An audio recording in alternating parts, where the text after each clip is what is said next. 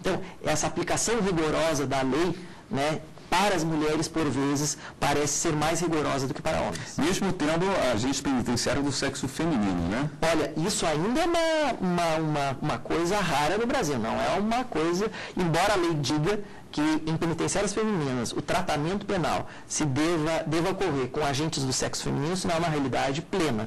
Nós temos presídios país afora em que ainda há homens trabalhando com mulheres, né? Mas aí você pode contar com possibilidade de estupro, favores sexuais... Favores sexuais, né? Estupros, tráfico de drogas em troca de favores sexuais, né? A situação não é boa nesse aspecto. Eu fui juiz de execução penal antes de assumir no CNJ na vara de execução de Porto Alegre, e uma das denúncias era de presas que tinham contatos com agentes penitenciários, praticavam com eles favores, tinham relações sexuais em troca de que eles trouxessem para o interior da penitenciária drogas para elas amenizarem essa situação. Perfeito, então vamos fazer um rápido intervalo e voltamos um instante, hoje recebendo no programa Fora o Dr. Luciano Lozecan e a doutora Camila Freitas, tratando dessa questão tão importante, tão séria no Brasil, como é o tratamento das mulheres no cárcere. Voltamos um minuto.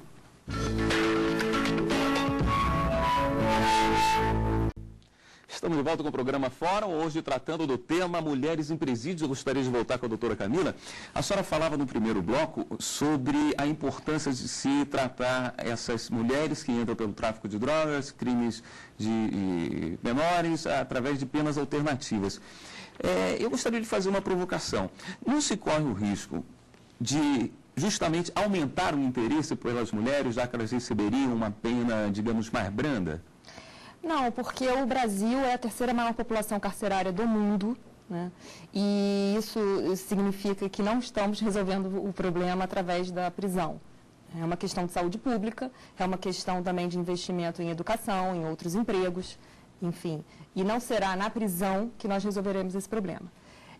Fica aqui uma reflexão em relação, sim, à lei de drogas, que eu acho que seria um outro debate. Em relação às mulheres encarceradas, eu acho que o problema mais grave, não só da superpopulação, seria também a questão da saúde delas, né? Essas mulheres não são submetidas a exames preventivos, como deveriam ser, ao Papa Nicolau, que deve ser feito anualmente. Elas não são submetidas à mamografia preventiva, que deve ser feito próximo aos 40 anos. Então, se pegarmos a maior faixa etária, é a população jovem, ali chegando aos 40 anos, na verdade, de 18 a mais de 40, mas há uma quantidade significativa próxima aos 40 anos, que não são submetidas à mamografia. Então, essas mulheres, elas estão expostas às doenças. O Brasil peca nesse sentido por não investir na medicina preventiva. Quer dizer, uma imagem hoje detectada numa mamografia pode sim evitar uma mutilação e até a morte dessa mulher.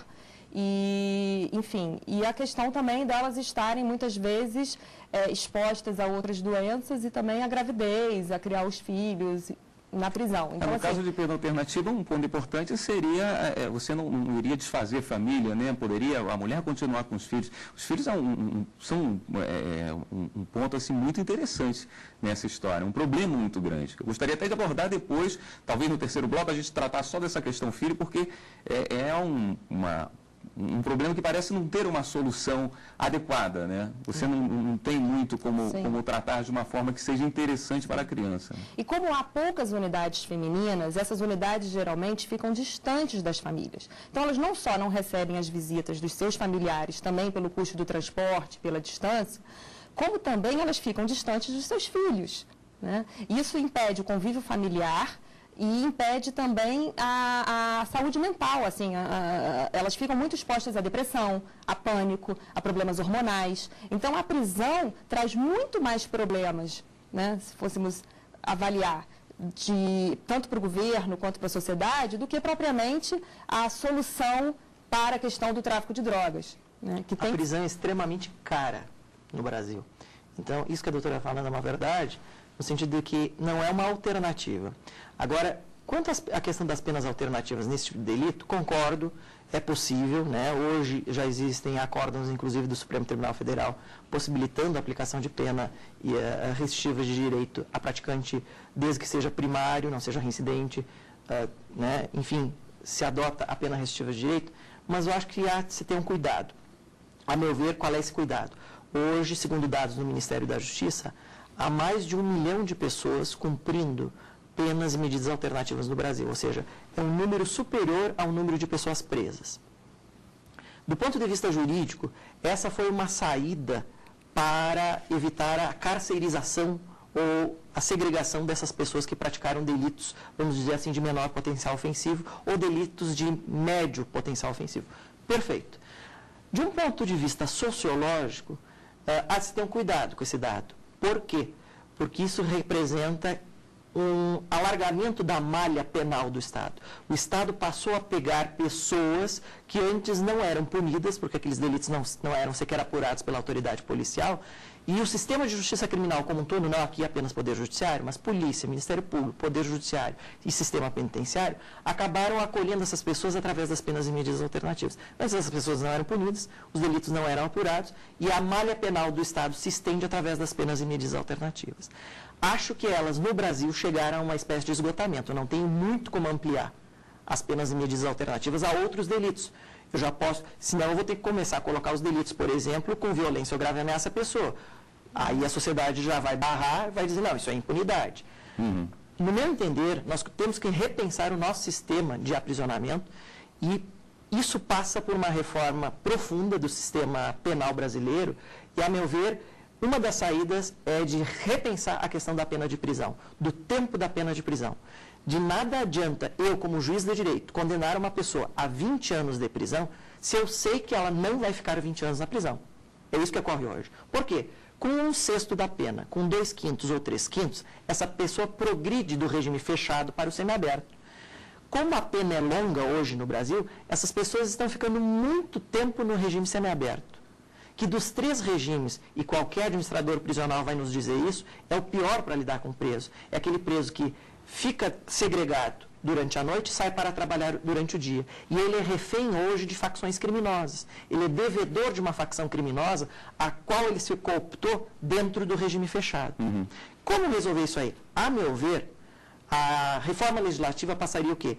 Encurtamento dessas penas privativas de liberdade, que o sujeito tenha praticado um crime, que ele cumpra 3, 5 ou 10 anos em regime fechado e depois saia para uma espécie de monitoramento eletrônico, livramento condicional monitorado. Porque hoje o semiaberto, nós temos aproximadamente 70 mil pessoas no semiaberto no Brasil, é extremamente problemático. É onde o crime tem vicejado e onde tem ocorrido o aspecto da reincidência. Então, é necessário que nós repensemos profundamente esse sistema. A minha proposta, e que eu já venho falando com colegas nesse sentido, e não é unicamente minha, é de outros colegas também, vamos repensar essa questão da pena de prisão. Porque ela é extremamente cara. Hoje é inócuo dizer que um sujeito vai ficar, por mais grave que seja o delito dele, 30 anos preso, e raramente ocorre.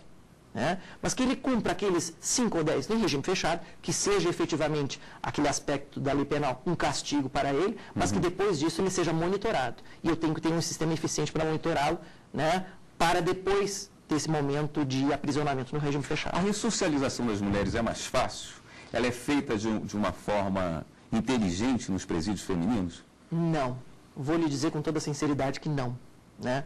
Porque, primeiro, elas sofrem dos mesmos problemas dos homens. A falta de qualificação profissional, geralmente são presas com baixa escolaridade, e há um paradoxo aí. Se de um lado eu tenho bons trabalhos sociais e de envolvimento e de reinserção social com presas, a maioria deles envolve o quê? Trabalhos que são, entre aspas, tipicamente femininos. Costura, né? Um trabalho voltado para essa área. E isso, por vezes, não dá a possibilidade dela de se reinserir socialmente. Porque esse tipo de trabalho é um tipo de trabalho limitado, onde eu tenho um público limitado, um mercado limitado, que não vai absorver essa mão de obra. Então, hoje, nós temos que pensar numa qualificação profissional voltada para o mercado de trabalho.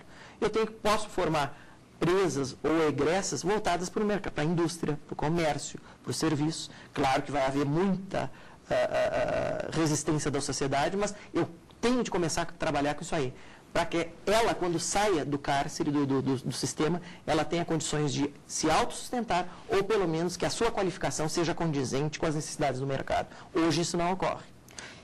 E eu acho também que deveria ter uma opção mais ampla em relação às atividades ligadas à educação, porque a experiência, pelo menos no Rio de Janeiro, que nos mostra que elas se interessam pelos programas de educação, mas não há esses programas, eles não dão conta desse número de presas. Então, são poucas opções também dentro do cárcere para que elas não só estudem, mas também desenvolvam alguma outra atividade que não seja o Até para tratar da autoestima, né? Porque Sim. se você tem na ociosidade, ela não tem nenhuma possibilidade de, ali mesmo dentro, diminuir sua pena ou talvez de levantar um dinheiro que poderia ser utilizado para enviar para a família, para os filhos. Enfim. Sim, na unidade Talavera Bruce, lá no Rio de Janeiro, há presas super interessadas em organizar a biblioteca, em leitura, em pintura. Então, assim, elas se interessam em arte. Então, eu acho que é uma questão também de oferecermos essas opções nas unidades prisionais. E outra coisa, interessante ver como há a omissão do Estado nessa questão da educação e do trabalho prisionais.